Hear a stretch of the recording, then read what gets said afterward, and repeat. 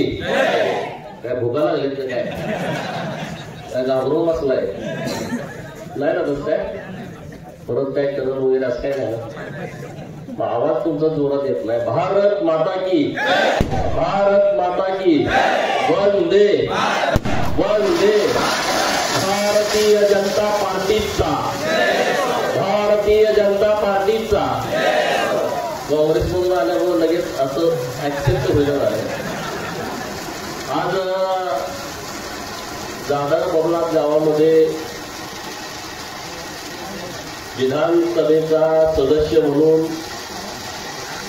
जत मतदारसंघातील मायबाप जनतेने निवडून दिल्याच्या नंतर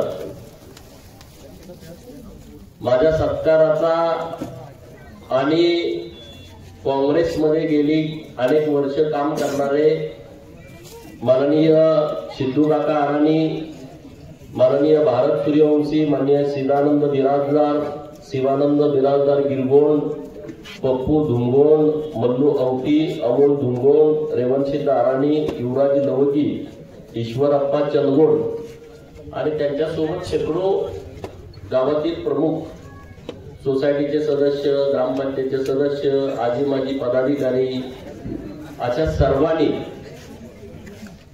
भारतीय जनता पार्टीमध्ये प्रवेश केलेला आहे।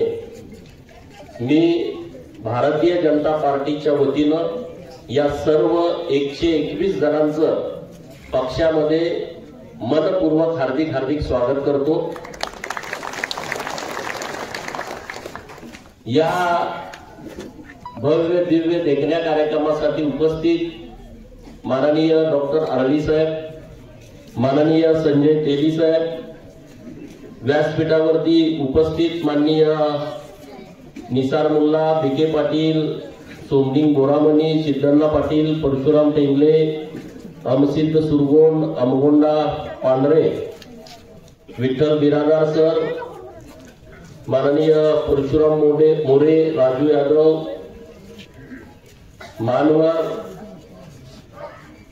सोन्याचे सरपंच माननीय बसवराज तेली, माननीय सिद्धू पुजारी, माननीय जक्कू निवर्गी, चिदानंद तेली, संगण्णा मुचंडी उपसरपंच, कल्लप्पा सिंगे, घरप्पा बिरादार, हनुमंत पुजारी, माननीय पंचायत समितीचे माजी सदस्य सोमण्णा हाके साहेब, माननीय माडगावचे सरपंच लिंबाजी माळी, माजी संचालक मार्केट कमिटीचे माननीय विठ्ठल निकम, गुड्डापूरचे माननीय मानतेश पुजारी, संजय निमाने, परमेश्वर बिरादार, महेश बिरादार, डॉक्टर प्रदीप ननवरे, उटगीची सगळी मंडळी, सुभाष निगडी, रवी अरसगोंड, हनुमंत तेली, व्यासपीठावरती अनेक बरेच मान्यवर आहेत।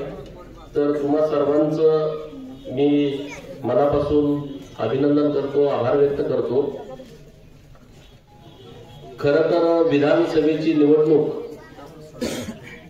संतोष पुजारी गुड्डापूरचे आहेत, नावं चुकली तर जरा माफ करा, सोन्याचे पण पुजारी खाल्लं लागण बघते मॅडम, माझं नाव काय घेतलं तर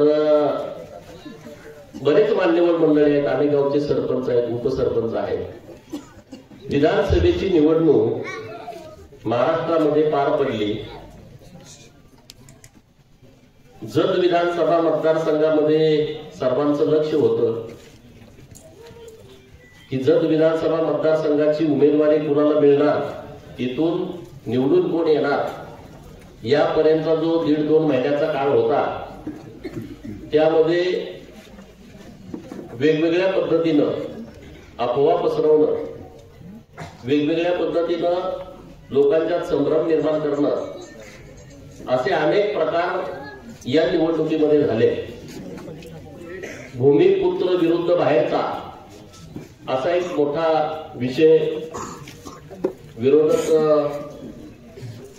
उमेदवारांनी, विरोधी पक्षांनी तुमच्या समोर आणला, परंतु तुम्ही सर्वांनी त्या गोष्टीला अजिबात भीक न घालता जत विधानसभा मतदारसंघातील मायबाप जनतेने भारतीय जनता पार्टीच्या पाठीमागे पाठबळ उभा केलं, महायुतीच्या पाठीमागे पाठबळ उभा केलं। पर्यायानं माझ्यासारख्या एका सामान्य कार्यकर्त्याला महाराष्ट्राच्या विधिमंडळामध्ये 40,000च्या फरकानं सन्मानानं निवडून दिलं, याबद्दल मी जत तालुक्यातील सर्व जनतेचं मनापासून आभार व्यक्त करतो. आता निवडणुकीच्या धामधुमीमध्ये सर्वांनी आमच्या सोबत यावं अशी प्रत्येक पार्टीची धारणा असते, भावना असते. प्रत्येक कार्यकर्ता त्यांच्या नेत्याला निवडून आणण्यासाठी प्रयत्न करत असतो, त्यांची भूमिका मांडत असतो, त्यांचे विचार लोकांच्यापर्यंत पोहोचवत असतो. आणि आमचे सगळे सहकारी रात्रंदिवस या विधानसभा मतदारसंघामध्ये मेहनत घेत होते. महायुतीचे सगळे नेते मंडळी यामध्ये राबले. जाधव बबलाकडे सगळ्यांचंच लक्ष होतं तालुक्याचं. तिकडं कोत्तेव बबलात, इकडं जाधव बबलात आणि तिकडं सुसलात, या 3 गावांना सगळ्या तालुक्याचं लक्ष होतं. नेमकं काय चाललंय, काय होणार, कसं होणार. आणि तुम्ही सगळेजण आमच्या पाठीमागं उभा राहाल असं मला वाटत होतं. कारण आराधी बंधूंची 2 वेळा माझी त्यांची भेट झाली होती. पण त्यांना कदाचित अंदाज नसेल हा निवडून येतोय की नाही येतोय, त्यामुळे तेव्हा त्यांनी निर्णय घेतला नसेल. परंतु आता त्यांनी निर्णय घेतलाय. मी त्यांचं मनापासून पार्टीमध्ये स्वागत करतो. आमच्यासोबत काही मंडळी विधानसभेच्या निवडणुकीमध्ये आपल्या गावातून राहिली. आता तुम्ही सगळे दिग्गज मंडळी आहे आणि अशा परिस्थितीमध्ये सर्वसामान्य लोकांनी आमचा झेंडा भाजपच्या खांद्यावरती घेतला, लोकांच्यापर्यंत गेले. त्या सगळ्या लोकांचं मी मनापासून आभार व्यक्त करतो. आज ह्यांच्या प्रवेशामुळं त्यांनाही माझी विनंती करतो की पार्टीमध्ये आपण सगळेजण ताकदीनं पुढे जाऊ. सगळे गावामधली कामं होण्याच्या दृष्टिकोनातून आपण सगळेजण प्रयत्न करू. राजकारण व्हायचं ते झालेलं आहे 20 नोव्हेंबरला. आता नव्यानं राजकारण करणं, कुणावरती टीका टिप्पणी करणं हा काय आपला आता विषय पण नाही. तो काही एवढा महत्वाचा विषय नाही. उंदीर एखादा माजला म्हणून तो काही बैलगाडी ओढत नसतो. आणि त्यामुळे अशा गोष्टीकडे आपण लक्ष देण्याची आवश्यकता आहे असं मला अजिबात वाटत नाही. परंतु तुम्ही सगळे शाकाहारी माणसं आहात. आमच्या इकडे धनगर बांधव पण शाकाहारी माझ्यावर आगाल येतील.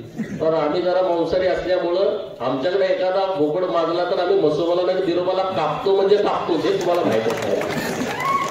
आणि तो सगळ्यांचा तुमच्याकडे पण शब्द आहेतच. प्रत्येकाकडे ही परिस्थिती आहे. माजलं का आपण लगेच आपल्या आईमध्ये याला त्या कापायला आणि त्याला कापावं लागतो. आणि म्हणून असे सगळे विषय तालुक्यामध्ये गोरगरिबांना कुणी त्रास देत असेल तर त्याची चिंता तुम्ही करू नका. तो सगळा विषय माझ्यावरती सोडून द्या. तुम्ही अजिबात चिंता करू नका. आता जो विषय मला वाटतंय शिवानंद जी आहेत ना, ज्यांनी भाषण केलं अगोदर, ते बोलले की बाबा इथं आम्हाला खूप त्रास होतो, पोलीस स्टेशनचा त्रास होतो, खोट्या केसेस होतात. ही गोष्ट खरी आहे. परंतु आता खोटं काय होणार नाही. जे काय असं ते खरं होईल. अन्याय कुणावरती होणार नाही. ज्यांनी आम्हाला मतदान दिलं त्यांच्यावरती होणार नाही. ज्यांनी आम्हाला मतदान दिलं नाही तो गावातला सामान्य माणूस आहे, त्याच्यावरती पण अन्याय होणार नाही. हा मी शब्द तुम्हाला देतो. आपल्या तालुक्यातल्या पण मस्ती कोण करत असेल ना, मग त्याला आम्ही ज्या पद्धतीनं उत्तर द्यायचं त्याला देतो. त्याची तुम्ही चिंता करू नका, अजिबात काळजी करू नका. आणि जाधव बबलांमध्ये आपल्याला काम करायचं आहे. आज तुम्ही सिद्धू काकांच्या वरती सगळी प्रेम करणारी मंडळी आहात आणि त्यांचं प्रेम बघितलं, लोकांचं प्रेम बघितलं. 121 लोकांचा प्रवेश एका वेळेस झाला. त्यांनी सगळ्यांची काळजी घेतली. कोणी नाराज होऊ नये, कोणी फुटू नये, माझा प्रवेश काय घेतला नाही म्हणून बाजूला जाऊ नये, अशी सगळी काळजी घेणारे नेते मंडळी आहेत. सगळ्यांना सोबत घेऊन तुम्ही आज प्रवेश केलेला आहे. तर अजिबात चिंता करू नका. आता आपल्याला तालुक्याची कामं सुधारित मशाल योजनेमध्ये राहिलेल्या गावांना, राहिलेल्या शेतकऱ्यांना पाणी मिळालं पाहिजे. या तालुक्यातला एकही शेतकरी कृष्णेच्या पाण्यापासून वंचित नाही राहिला पाहिजे, याची काळजी मला घ्यायची आहे. माझं ते कर्तव्य आहे, माझी ती जबाबदारी आहे. आता मला इथं आल्यावर कळालं DY1 ची लाईन लिकेज आहे. उद्या किंवा परवा तुमच्याकडे सगळे अधिकारी पाठवतो, ते कॉन्ट्रॅक्टर घेऊन सगळं दुरुस्त करायला होतं. कुठे चेंबर नाहीत, काही अडचणी आहेत, रस्त्याची कामं कुठं करण्याची आवश्यकता आहे, रेशन कार्डचा कॅम्प गावामध्ये लावायचा आहे. तुम्ही तारीख सांगा. तहसीलदार साहेबांना सगळी अधिकारी घेऊन याच चौकावरती, या स्टेजवरती गावातल्या गोरगरीब लोकांची कामं करून द्यायला लावतो. तुम्हाला जत न जायची आवश्यकता नाही. सगळं प्रशासन तुमच्या दारात आणून उभा करतो. अधिकाऱ्यांकडे तुम्हाला आधी जावं लागायचं, पैशाचं हे करा ते करा. चिंता करू नका. अधिकाऱ्यांचं काम आहे शेतकऱ्यांचं काम करणं. अधिकाऱ्यांच्यासाठी सरकार नाही आहे, एक जनतेसाठी सरकार आहे.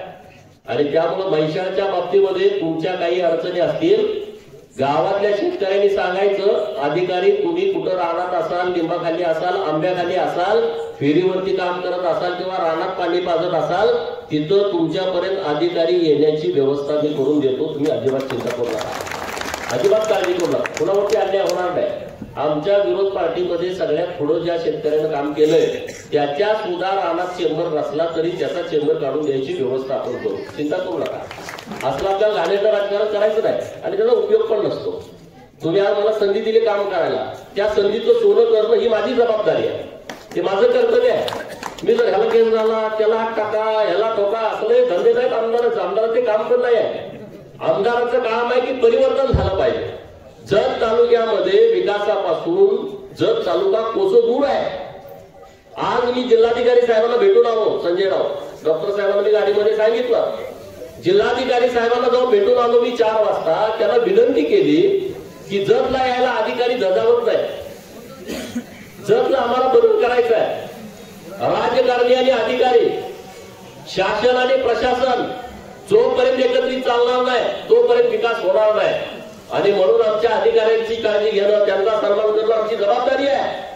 अरे प्रांत साहेबांना राहायला निवासस्थान नाही, डीवायएसपी साहेबांना राहायला निवासस्थान नाही, जतमध्ये पोलीस इन्स्पेक्टर जतचे त्यांना राहायला निवासस्थान नाही, जत नगरपंचायतचे शिव त्यांना राहायला निवासस्थान नाही. आणि मी आज जाऊन कलेक्टर साहेबांकडे विनंती केली की आम्हाला या सगळ्या अधिकाऱ्यांना राहण्यासाठी एक चांगलं दर्जाचं निवासस्थान तुम्ही दिलं पाहिजे. आणि कलेक्टर महोदयांनी ते मान्य केलं. आज मी प्रांत साहेबांना सांगितलं जागा निश्चित करा, उद्यापर्यंत तुम्ही त्याचा प्रस्ताव द्या. 26 तारखेच्या आतमध्ये ही सगळी निवासस्थानं मंजूर करून द्यायची जबाबदारी कलेक्टर साहेबांनी घेतलेली आहे आणि त्यांनी ते मान्य पण केलेलं आहे.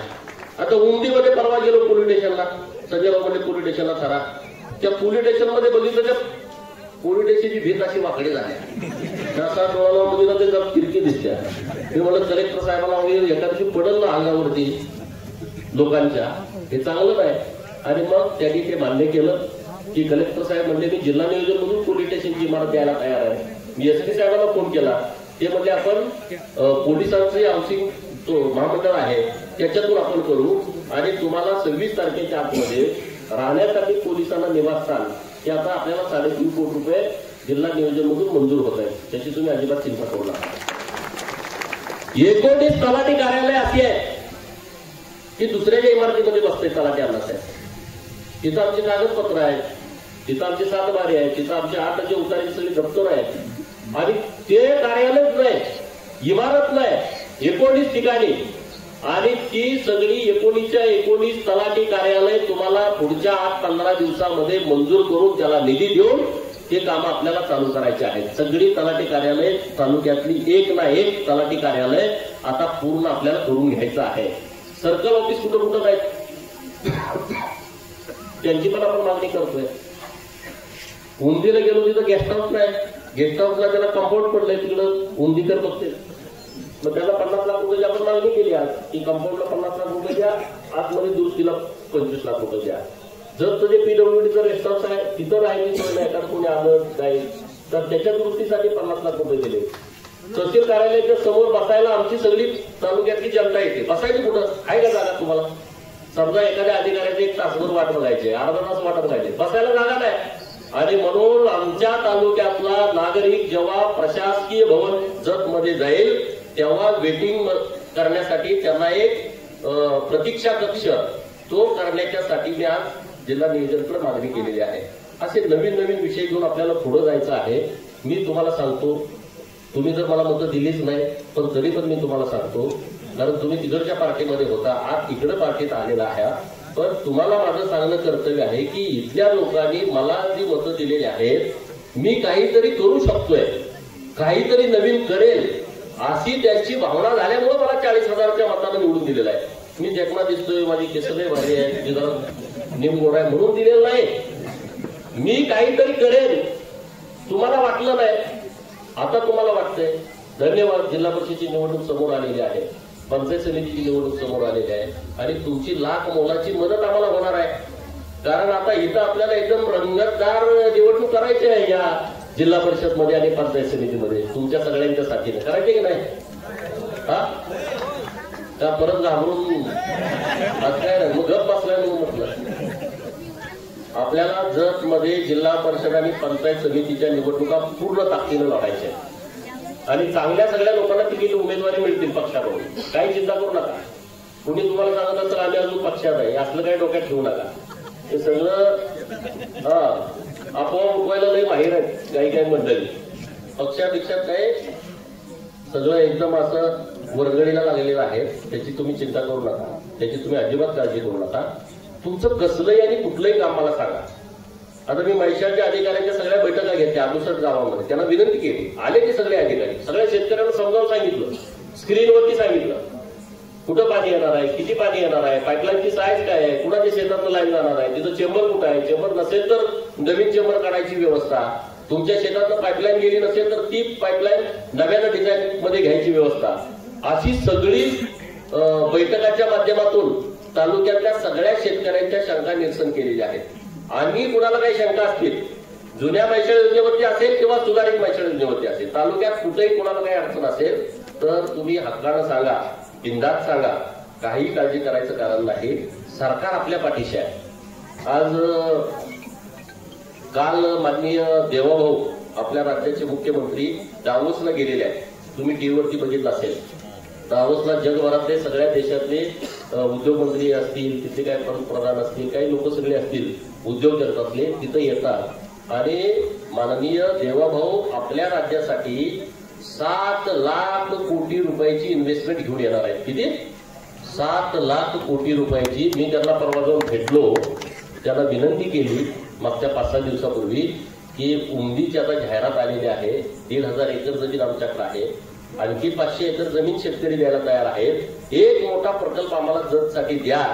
आम्ही कायम उन्हात राहू. आणि साहेबांनी ते मान्य केलेलं आहे की एक चांगला प्रकल्प आपल्या जतसाठी मिळतोय. जर एक चांगला प्रकल्प आला तर 22,000 पोरं लागायला काही अडचण आहे असं मला वाटत नाही. आता माझा प्रयत्न सुरू आहे. यश येईल. गुड्डापूरच्या धानम्मा देवीचा, उमदीच्या मलकार सिद्धाचा, जतच्या यल्लाम्मा देवीचा, बनशंकरीचा, तिकडे दर्याबाचा सगळे पॉवरफुल देव आपल्या तालुक्यात आहेत आणि त्यांचा आशीर्वाद आपल्या पाठीशी आहे.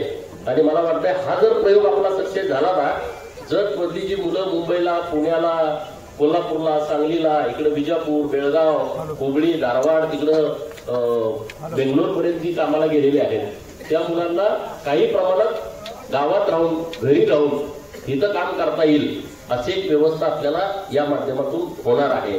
आणि तो दिवस काय आता जास्त लांब नाही.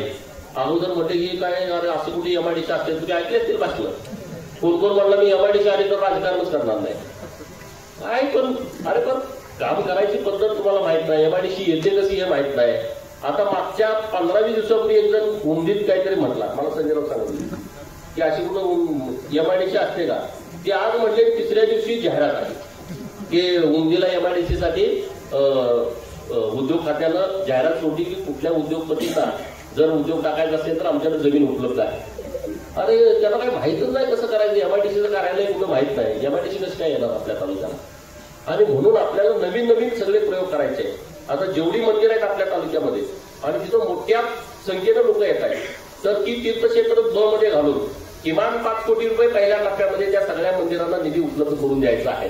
मग जी मंदिरं जिथं मोठ्या प्रमाणात भक्त येतात त्याची व्यवस्था करण्याची आवश्यकता आहे. तिथं तुम्ही तीर्थक्षेत्र बसचा प्रस्ताव द्या. गुड्डापूरच्या धानम्मा देवीचा आम्ही आराखडा नवीन करायची विनंती केलेली आहे. देवस्थान आपले पुजारी पण खाली बसलेले आहेत. त्यांना सांगितलं तुम्ही एक चांगला आराखडा तयार करा की राज्य सरकारच्या शिखर समितीच्या समोर घेऊन आपल्याला तो मोठ्या प्रमाणात धानम्मा देवीच्या मंदिराचा परिसर आपल्याला डेव्हलप चांगल्या पद्धतीने करता येईल. तर अशा पद्धतीचं काम आता सुरू आहे. तर तुम्ही सगळेजण पाठवा ज्या गावात कुठली कामं असतील. आता सगळ्यात महत्वाचं काम आहे टीसीचं आता जळणं आणि त्याला दुरुस्त करून देणं ह्याचा आपण आता बऱ्यापैकी सुरळीत केलेला आहे. पण 54 कोटी रुपये आपल्या तालुक्यामध्ये जर सगळा एमएससीबीचा प्रश्न मिटवायचा असेल तर 54 कोटी रुपयाची गरज आहे. किती? 54 कोटी रुपयाची गरज आहे. आणि म्हणून आज कलेक्टर साहेबांच्याकडे विनंती केली की जिल्हा नियोजन मधून जतला 15 कोटी रुपये आणि खानापूर आटपाडीला 15 कोटी रुपये, असं 30 कोटी रुपये त्यांनी या टप्प्यामध्ये फक्त MSEBच्या कामासाठी द्यावेत आणि त्यांनी ते बऱ्यापैकी मान्य केलेलं आहे. चंद्रकांत दादांची परवानगी घेऊन 15 कोटी जर आता या टप्प्यात मिळाले तर बऱ्यापैकी आपलं काम रुटीला लागू शकतंय. 50 TCचा प्रस्ताव राज्य सरकारकडे गेलाय.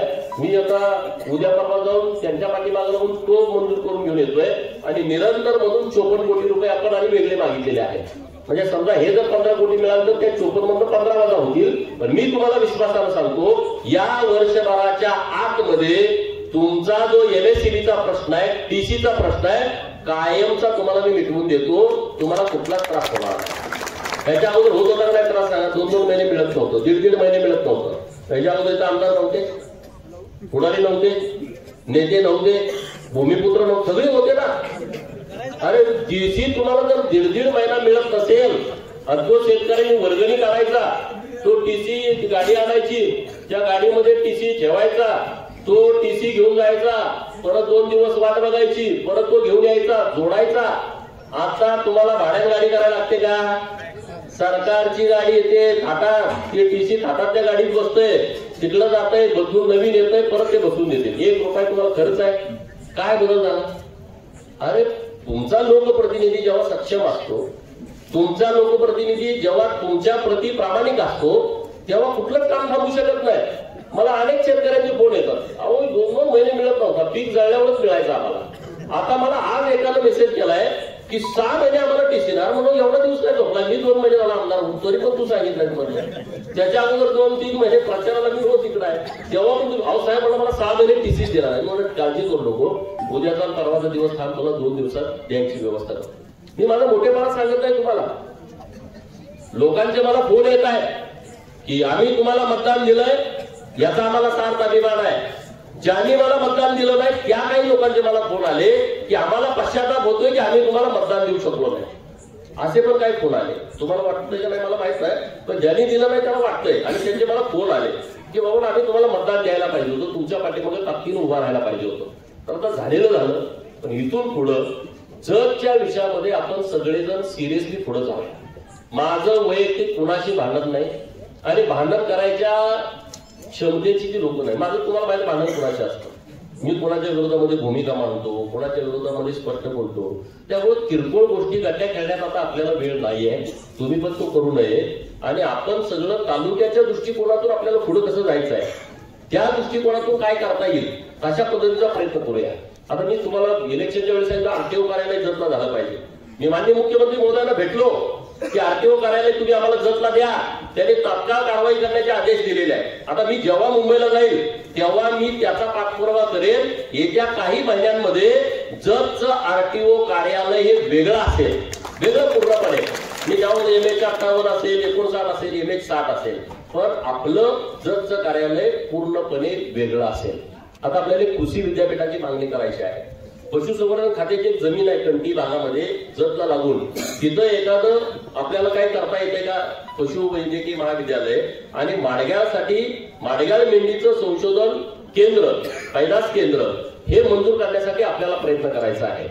जतच्या पूर्व भागामध्ये एक ST डेपो असला पाहिजे. कारण तालुका इतका मोठा आहे, 124, 25, 26 ग्रामपंचायती. कसं ते शक्य होणार आहे? गाड्यांची संख्या कमी आहे. आता या वर्षी 12 गाड्या डेपोमधून त्या स्क्रॅपला गेलेल्या आहेत. मग त्या सगळीकडे जाऊ शकत नाही ना. गावात गेलं तर मला सरपंच भेटतात, गावातली मंडळी भेटतात की मुलं आमची शाळेला जात आहेत, मुली शाळेला जात आहेत आणि STची फेरी रद्द केलेली आहे. डेपो मॅनेजरला फोन केला, हो 12 गाड्या आता या वर्षी कमी झाल्या, आता आम्ही ऍडजस्ट कसं करायचं. तर आता विनंती केली त्यांना की तुम्ही चिंता करू नका, सरकारकडून आम्ही जास्तीच्या याच्या जतसाठी उपलब्ध करून देऊ. म्हणजे त्याच्या माध्यमातून आपल्याला जत तालुक्यातल्या सगळ्या लोकांना STच्या सुविधा कशा पुरवता येतील असं पण आपल्याला प्रयत्न करता येईल. त्यामुळे असे सगळे विषय घेऊन आपल्याला पुढे जायचं आहे. डॉक्टर आळवी साहेब आहेत, संजय राव आहेत, व्यासपीठावर बरीच मंडळी, मान्यवर मंडळी व्यासपीठावरती बसलेली आहेत. ह्यांनी सगळ्यांनी खूप प्रयत्न केला की भाजपचा उमेदवार निवडून आला पाहिजे. डॉक्टर साहेब एकमेव असे होते की ते उमेदवारीला इच्छुक नव्हते आणि माझं नाव सातत्यानं पुढे करत होते आणि मलाही त्यांनी पहिला प्रस्ताव त्यांनी दिला की जतला तुम्ही आलं पाहिजे. मी म्हणलं डॉक्टर साहेब मी जतला येतो, पण तुम्ही सगळे एक असला तरी येतो. मग संजय राऊत त्या टीमनी सगळ्यांनी बैठका लावल्या, लोक सगळी ताकदीनं उभा राहिली आणि मला उमेदवारी पण मिळाली आणि तुम्ही सगळ्यांनी पाठबळ दिलं सगळ्यांनी, त्याबद्दल मी तुमचं मनापासून आभार व्यक्त करतो.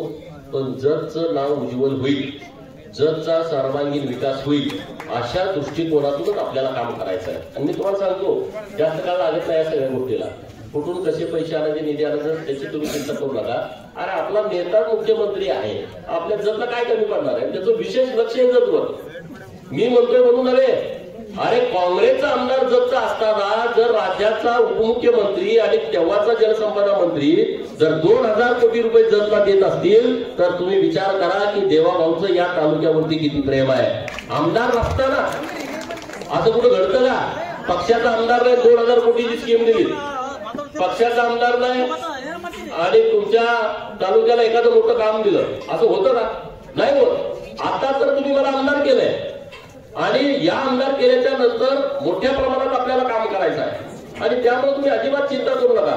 विकासाच्या दृष्टिकोनातून मोठ्या प्रमाणामध्ये आपल्याला निधी हा जत तालुक्याला आणायचा आहे. त्याबद्दल तुम्ही निश्चित राहा. गावात नवीन काही सभा मदत करायची असतील, रस्ते करायचे असतील, गावामध्ये गटारीची व्यवस्था पाहिजे आणि आता आपण सगळ्यात महत्वाचा विषय घेतोय कुठला? पालंद रस्त्याचा. सिमेंटचे रस्ते, शेतात जाणारे रस्ते हे आपल्याला सगळे जत तालुक्यामध्ये करायचे आहेत. तुम्ही पहिले हे लक्षात ठेवा. आणि ज्या केसेस तुमच्या सुरू आहेत तहसीलदार साहेबांच्याकडे, तुम्हाला सगळ्यांना माझी विनंती आहे की मिटवून घ्या. केसेस केला तर तुम्हाला रस्ता करता येणार नाही. मी राज्य सरकारकडे एक वेगळा प्रस्ताव जत तालुक्यातल्या पालंद रस्त्याच्या बाबतीमध्ये, सिवेच्या रस्त्याच्या बाबतीमध्ये मी त्यांच्याकडे मांडलेला आहे. संजयराव आपल्याला पुढच्या 8 दिवसामध्ये त्याच्यावरती एक रिझल्ट येईल आणि तो जर रिझल्ट आला तर मी तुम्हाला विश्वासाने सांगतो जत हा सिवेचे रस्ते आणि पालंद रस्त्यावरती हा राज्यात नंबर 1 ला असेल. आणि मंत्री महोदयाला मध्ये मान्य झालंय, त्यांना मी विनंती केलेली आहे 26 तारखेनंतर ते आपल्याला वेळ देतात या सगळ्या विषयामध्ये आणि मग आपण एक चांगला प्रयत्न या रस्त्याच्या बाबतीमध्ये करतोय.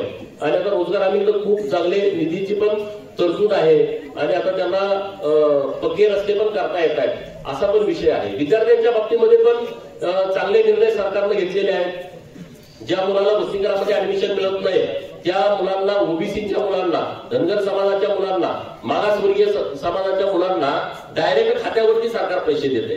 म्हणजे प्रत्येक जिल्ह्याला 600 मुलांना, ओबीसीच्या 600 मुलांना, धनगर समाजाच्या आणि ओपन समाजासाठी 2 हॉस्टेल हे सांगलीमध्ये केलेले आहेत. ओबीसी समाजासाठी 2, एक मुलींना एक मुलांना. मुलींचं सगळं शिक्षण मोफत केलंय. उच्च शिक्षण जे सगळं आहे सगळं मोफत करण्याची व्यवस्था सरकारच्या माध्यमातून केली. असे सगळे विषय आता सरकारच्या माध्यमातून मार्गी लागत आहेत. त्यामुळे तुम्ही चिंता करू नका, काळजी करू नका. सरकार आपला आहे, शेतकऱ्यांच्या पाठीशी राहणारं सरकार आहे. देवाभाऊ असा नेता आहे की सर्वांगीण विकास करण्याची क्षमता त्यांच्यामध्ये आहे. सर्वांगीण विकास मराठवाडा, विदर्भ, खानदेश, पश्चिम महाराष्ट्र, कोकण आणि मुंबई सगळ्या परिसरामध्ये कशी डेव्हलपमेंट होईल अशा पद्धतीचं काम सरकारच्या माध्यमातून सुरू आहे. त्यामुळं आपण तालुक्याच्या विकासाच्या दृष्टिकोनातून तुम्ही जो निर्णय घेतला माननीय सिद्धू काकांच्या नेतृत्वामध्ये, तर तो निर्णय खूप चांगला घेतलेला आहे. मी तुमचं मनापासून स्वागत करतो आणि तुम्हाला शब्द देतो की तुम्हाला कसली कुठली अडचण येणार नाही. प्रशासनाचा कुठलाही तुम्हाला त्रास होणार नाही. गावात तुम्ही फक्त काम करत राहा. आम्ही सगळेजण तुमच्या पाठीशी ठामपणे उभे आहोत. अजिबात चिंता करू नका. आणि अगोदर जी मंडळी आहेत त्यांना पण सोबत घ्या, नाही त्यांना तिकडे ढकलून लावचाल. तुम्ही म्हणणार राहिला तुम्ही आता तर असं करू नका. माझी विनंती, आपण सगळेजण एकत्रित ताकदीनं सगळेजण पुढे जाऊ अशी तुम्हाला सगळ्यांना माझी विनंती आहे. सगळेजण मोबाईल काढा. तुम्ही आता आज भारतीय जनता पार्टीमध्ये प्रवेश केलाय, अधिकृत मोबाईल काढा, त्याच्यावरती एक नंबर डायल करा, त्याशिवाय तुमचा अधिकृत प्रवेश होणार नाही. ज्यांच्याकडे फोन आहे त्यांनी फोन काढा. मी नंबर सांगतो, तो नंबर डायल करा. सगळ्यांनी मोबाईल काढा.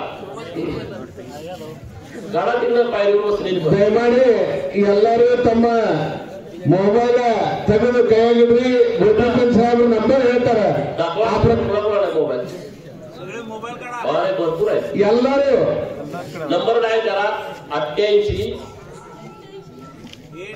88 490 0000 4 वेळा 0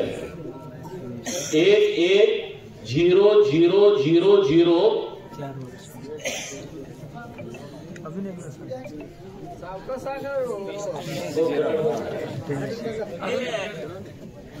N2 शून्य शून्य शून्य 2 शून्य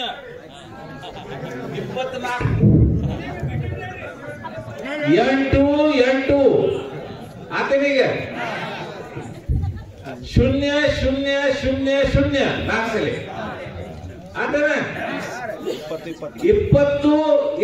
ನಾಲ್ಕು ಆತನ 2024 ಅದರ ವಾತ್ಸಲ್ಯವನ್ನು ನೀವೆಲ್ಲರೂ ಆಗ್ಬೇಕಾಗಿತ್ತು. ಈ ಸರಿ ಆಗಿಲ್ಲ, ಬಾದ ಸರಿನೂ ಆಗ್ಬೇಕಾಗಿತ್ತು.